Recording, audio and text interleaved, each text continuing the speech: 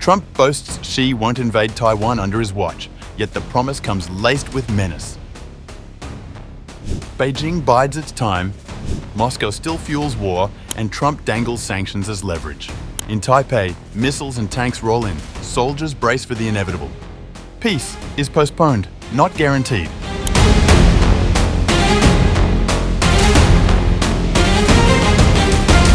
US President Donald Trump has claimed that Chinese leader Xi Jinping told him he would not invade Taiwan as long as the American president remains in office. Trump made the comments on August 15th in an interview ahead of his highly anticipated summit in Alaska with Russian leader Vladimir Putin over Moscow's war in Ukraine. However, experts and analysts say the summit was disappointing, as it resulted in no substantial deal. In an interview with the Fox News program Special Report, while aboard Air Force One, Trump said, "I will tell you, you have a very similar thing with President Xi of China and Taiwan, but I don't believe there's any way it's going to happen as long as I'm here. We'll see." He told me, "I will never do it as long as you're president." President Xi told me that, and I said, "Well, I appreciate that." The US president said Xi also delivered an implicit warning about the future of self-ruled Taiwan, which China claims as its own, and has vowed to bring back into the fold by force if necessary.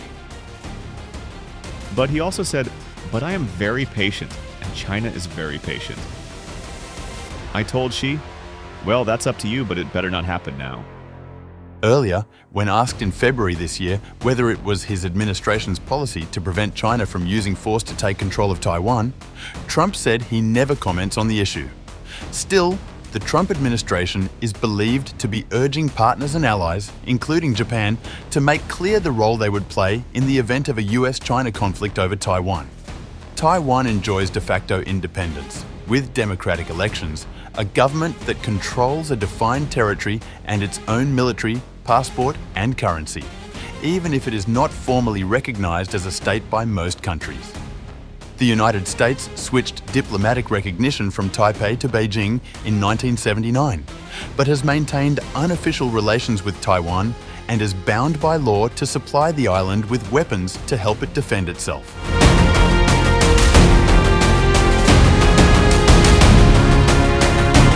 Meanwhile, on the China front, Trump said after his meeting with Putin that he did not immediately need to consider retaliatory tariffs on countries such as China for buying Russian oil, but might have to in 2 or 3 weeks.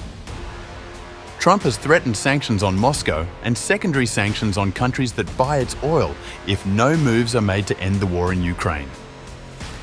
Well, he lost an oil client, so to speak, which is India, which was doing about 40% of the oil. China, as you know, is doing a lot.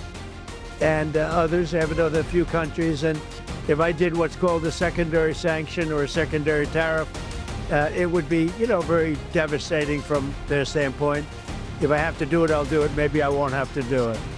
Trump was asked by Fox News' Sean Hannity if he was now considering such action against Beijing after he and Putin failed to produce an agreement to resolve or pause Moscow's war in Ukraine. India doesn't buy your oil, the European Union won't buy it, and why in the back of my head was I thinking, wait a minute, Donald Trump just delayed a possible increase in tariffs on China. Why do I think that probably President Trump was thinking ahead that maybe if you had to, that would have been part of the consequences? Well, because of what happened today, I think I don't have to think about that. Now, I may have to think about it in 2 weeks or 3 weeks or something, but we don't have to think about that right now. I think the meeting went very well. Chinese President Xi Jinping's slowing economy will suffer if Trump follows through on a promise to ramp up Russia-related sanctions and tariffs.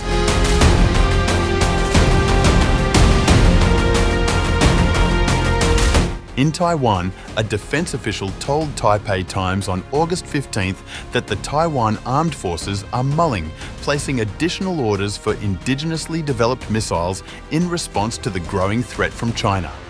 The source said the Army, Navy and Air Force have each submitted requests to the Ministry of National Defense for more missiles than originally planned under the Sea Air Combat Power Improvement Plan.